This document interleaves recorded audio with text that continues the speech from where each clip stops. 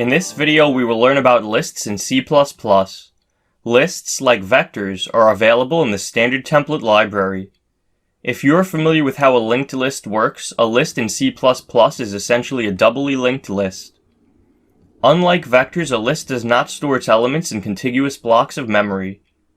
Therefore, it is slow to traverse a list, but insertion and deletion are fast.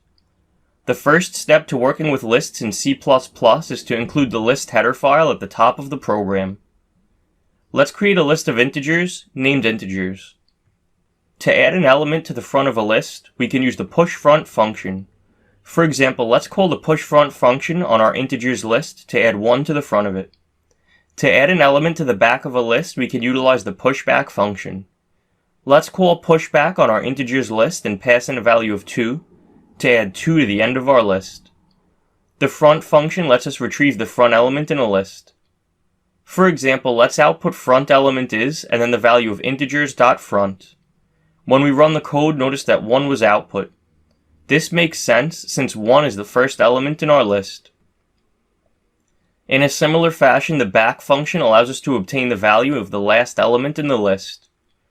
For example, let's output the string back element is and then the result of a call to integers.back to the console.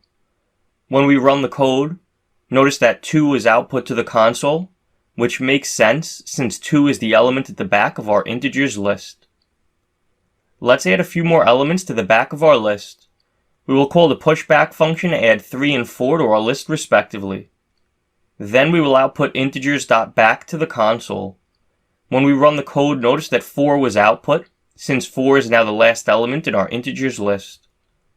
The popBack function will remove the last element of the list. After we add 4 to the list and before printing the back value to the console, let's type integers.popBack. Now, when we run the code, notice that 3 is the last element in the list. This is because 4 was removed when we called the popBack function on our integers list. For the next example, let's assign our integers list the values 10, 0, 7, 3, and 4. We can sort a list using the sort function. Let's type integers.sort. Then we will create a list iterator named it.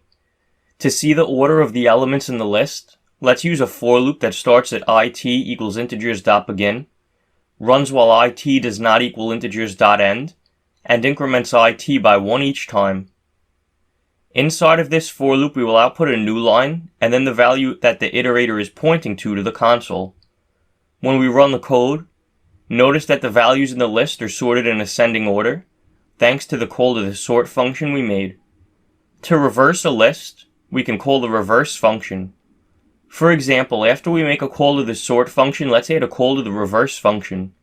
When we run the code, notice that the elements were output in descending order, since we reversed the list with a call to the reverse function. For the next example, let's assign our iterator to integers.begin, so that it is pointing to the first element in our integers list. To insert a value into the list, we can use the insert function. For example, let's make a call to the insert function and pass in iterator it as the first argument, and 1 as the second argument. When we run the code, notice that 1 is the first element in the list since we inserted it into the list. The assign function allows us to replace the current elements in the list with the new elements that we specify. For example, after we create the integers list, let's make a call to integers.assign. The first argument we pass in is the count, and the second argument is the value. For example, passing in 5 as the first argument and 3 as the second argument means that we are replacing the contents of our list with 5 3s. Let's use the pushBack function to add 4 to the end of the list. Then we will call the remove function and pass in 3. Remove will delete all occurrences of the specified element in the list. So passing 3 in like we did here means that all of the 3s in the list will be removed. When we run the code, notice that 4 is the only element in the list. We can also remove all the elements that fit a specified condition. For this next example, we will go above the main function and create a function that returns a bool named even, that takes in a constant value named value. Inside of this function, we will return the result of value modulus 2 equals 0. Since the modulus operator gives us the remainder of a division, if there is no remainder when the value is divided by 2, it means that the number is even. If there is a remainder, the number is odd. Inside of our main function, let's create a list of ints named integers that we will fill with the values 1 through 6. Next, we will use the removeIf function to remove all of the even elements from the list. When we run the code, notice that our list only contains the odd elements 1, 3, and 5, since all of the even elements were removed. We can use the erase function to delete a specified element from the list. For example, after creating the iterator it, let's call integers.erase and pass in it. Since our iterator is pointing at the first element in the list, this is the element that will be removed.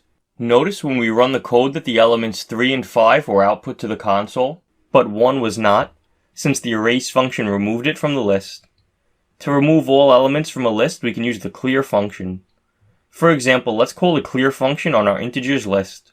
Then we will output isEmpty and the result of a call to integers.empty. The empty function will return 1 if the list is empty, and 0 if it isn't.